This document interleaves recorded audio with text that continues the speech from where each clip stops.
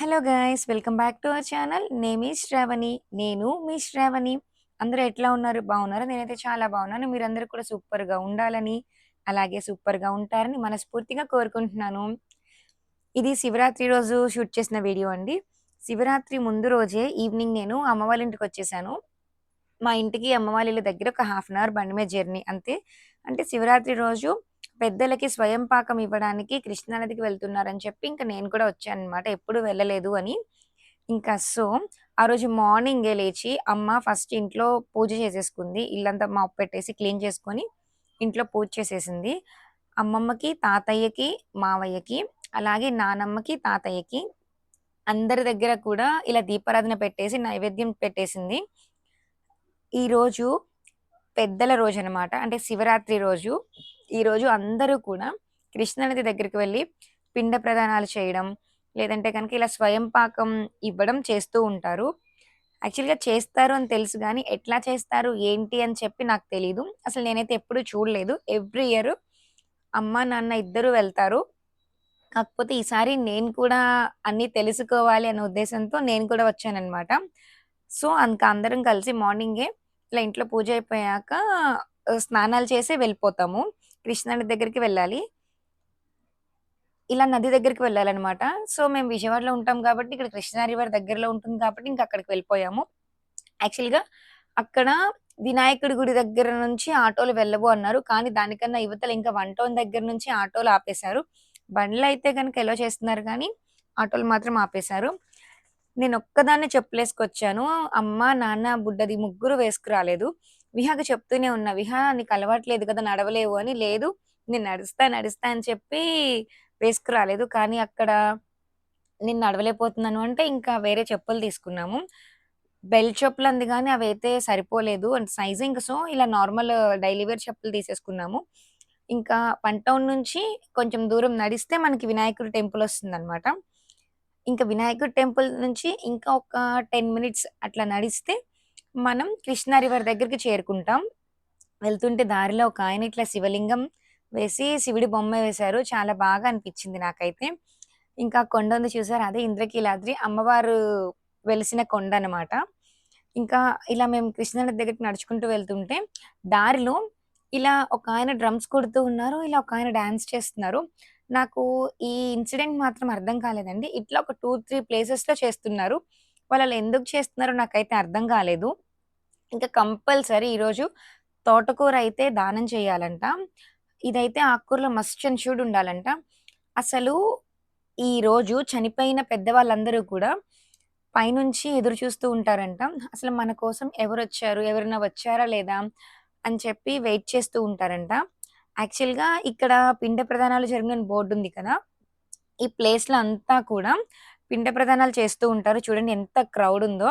అసలు చాలా రష్‌గా ఉంది. వెళ్ళడం కూడా కష్టమైపోయింది. మేమేంటంటే అమ్మ వాళ్ళెప్పుడూ కూడా ఇలా పిండ ప్రదానాలు చేయలేదు. ఇది చనిపోయినప్పుడే చేస్తారా? ఎవ్రీ ఇయర్ చేస్తారా? అని చెప్పి నాకైతే క్లారిటీ లేదు దాని గురించి. ఇంకా ఒక గంట పట్టుకొని కొంతమంది పూజారులుంటారనమాట. వాళ్ళేంటంటే పెద్దవాళ్ళ పేర్లు చెప్తే వాళ్ళని పొగుడుతారనమాట. అలా పొగిడిస్తారు ఎప్పుడూ. సో, ఈసారి కూడా వాళ్ళ కోసం ట్రై చేశాము. ఇంకా ఈ ప్లేస్ అంతా కూడా అలా పొగిడించేవాళ్ళు, ఇలాగా పిండ ప్రదానాలు చేసేవాళ్ళు ఉంటారంట. కానీ ఈసారి వాళ్ళని సెపరేట్ చేశారు. ఆ విషయం మాకు తెలియక మొత్తం అంతా కూడా తెగ వెతికేస్తున్నాం. ఇక్కడైతే అమ్మ విస్తర్లు కొంటుంది. మనం తీసుకెళ్ళినవన్నీ కూడా అంటే స్వయం పాకం దానం చేస్తాం కదా! అవన్నీ కూడా ఒక విస్తర్‌లో పెట్టి దానిపైన ఇంకొక విస్తర్‌ని బోర్లించి మనం దానం చేయాలంట. అంటే ఒక ఫ్యామిలీ అంటే ఒక నలుగురు ఉన్న ఫ్యామిలీ ఒకరోజు ఏమైతే ఫుడ్ తింటారో అంటే ఆఫ్టర్‌నూన్ లంచ్ తింటారు కదా! అందులో అన్నం, కూర, పప్పు, సాంబార్ ఇట్లా చేసుకొని తింటారు కదా! అంటే ఒక కేజీ రైస్ తింటారు. అంటే కేజీ రైస్ అనేది 4-5 మెంబర్స్‌కొస్తుంది గదా!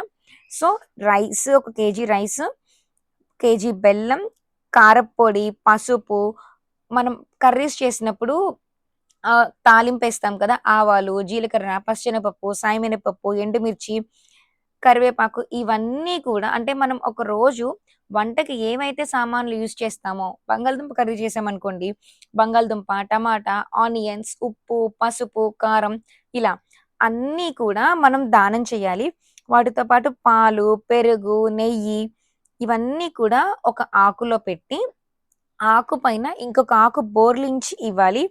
ఇది యాక్చువల్‌గా ప్రొసీజర్ అయితే. మనం దానం చేశాక ఆ పూజారి గారు, అబ్బా! ఎంత మంచిగా దానం చేశారో, ఒకరోజు మన ఫ్యామిలీ హ్యాపీగా తినొచ్చు అనే ఫీలింగ్ మనం వాళ్ళకి తీసుకురావాలంట. అలా దానం చెయ్యాలి. యాక్చువల్‌గా అయితే బ్రాహ్మణులకి మనం స్వయంగా వండి పెట్టాలి. కానీ పరిస్థితుల వలన మనం వండి ఇవ్వలేకపోతున్నాం కాబట్టి, బ్రాహ్మణుడిని స్వయంగా తయారు చేసుకోమని ప్రార్థిస్తూ, మనం వీటన్నిటిని వారికి దానం చేయాలి. ఇక్కడ అట్లాగే దానం చేశారనమాట. తోటకూర అయితే కంపల్సరీ ఇవ్వాలి. ఒకవేళ మన పేరెంట్స్‌కి ఆడపిల్లలు మాత్రమే ఉండి, మగపిల్లలు లేకపోతే గనక, ఆడపిల్లలు చదివించాలి ఇట్లాగా. లేదు అంటే గనక, మగపిల్లలుంటే గనక వాళ్ళు చదివిస్తారు. సో, నాన్న వాళ్ళ పేరెంట్స్‌కి నాన్న, అమ్మ వాళ్ళ పేరెంట్స్‌కి అమ్మ ఇట్లా స్వయం పాకం ఇచ్చి పొగిడిస్తున్నారనమాట. ఇలా కంపల్సరీ చెయ్యాలి. లేదు అంటే ఏంటోలా అనిపిస్తది అమ్మకి, నాన్నకి. సో, ఎట్టి పరిస్థితుల్లోనూ శివరాత్రి రోజైతే ఇది మిస్ చేయరు. ఇంకా ఇట్లా చక్కగా చదివించేసాక ఇది మనకి ఎంత సేపు పట్టదండి. జస్ట్ ఒక 2 మినిట్స్ టు 3 మినిట్స్ పని అంతే. ఎంతమంది ఉంటే అంతమంది నేమ్స్ చెప్తారు కదా! సో, అన్ని హండ్రెడ్స్ ఇవ్వాలి అన్నారు. కానీ అట్లా ఏం కాదు. మేమైతే 116లు మాత్రమే ఇస్తాం ఒక ఫ్యామిలీకి అని చెప్పాము. ఇంకా అట్లానే ఇచ్చామనమాట. అంటే వాళ్ళు ఎక్కువే అడుగుతారు గానీ మనం బార్గెయిన్ చేయాలి. ఇంకా దాన్ని బట్టే ఉంటది. ఇంక వచ్చేటప్పుడు రిటర్న్‌లో అక్కడే బ్రేక్‌ఫాస్ట్ చేసేసి దారిలో ప్రసాదాలు కూడా ఇస్తారు. ఇంకా అవి తీసుకొని మేమైతే గనక రిటర్న్ అయిపోయాం. ఇంకా మేము బ్రేక్‌ఫాస్ట్ చేసే చోట అపోజిట్‌లో ఈ బెల్లపు బూందీను పల్లీల పాకం ఉంటే అమ్మ తీసుకుంది. "ఏంటండి కొంచెమే తీసుకున్నారు, కొంచెమే తీసుకున్నారు" అంటే, "లేదండి మా పిల్లలంత తినరు" అని చెప్పి కొంచెమే తీసుకుందనమాట. ఇంకా దారిలో ఇస్తూ ఉంటారు కదా! ప్రసాదాలు. ఒక 5-6 స్టాల్స్ అయితే ఉంటాయి. ఎక్కడికక్కడ ఉంటానే ఉంటాయి. పులిహార అంటే దేవుడి ప్రసాదం అయితే చాలా బావుంటది కదా! సో, లైన్‌లో ఉండి తీసుకుందాం అని చెప్పి లైన్‌లో నుంచుంటే, అది క్యూ దూరంగా ఉండేసరికి ముందు ప్రసాదం ఏమిస్తున్నారో అర్థం కాలేదు. తీరా చూస్తే ఉప్మా ఇచ్చారు. మేము అప్పటికే బ్రేక్‌ఫాస్ట్ చేసాం కదా! ఇంకా పడేయకూడదని చెప్పి ఫుల్ అయిపోయినా గాని ఎట్లాగొట్లా తినేసాము. ఇంకా ఆఖరికి లాస్ట్‌లో పులిహోర అయితే దొరికిందిలెండి. ఆ వీడియో క్లిప్ అయితే షూట్ చేయలేదు. ఇంకా వస్తుంటే దారిలో అమ్మ ఇట్లా రాధాకృష్ణుల విగ్రహం ఒకటి కొనుక్కుంది. అది ఇంట్లో ఉంటే మంచిదంట. ఆల్రెడీ కృష్ణుడి విగ్రహం ఉంది. అయినా సరే ఇంకా ఇది కావాలి బావుందని చెప్పి కొనుక్కుంది. ఇంకా సో, అది తీసుకొని మేమైతే రిటర్న్ అయిపోయాం. That's all for today. Thanks for watching. Do like, share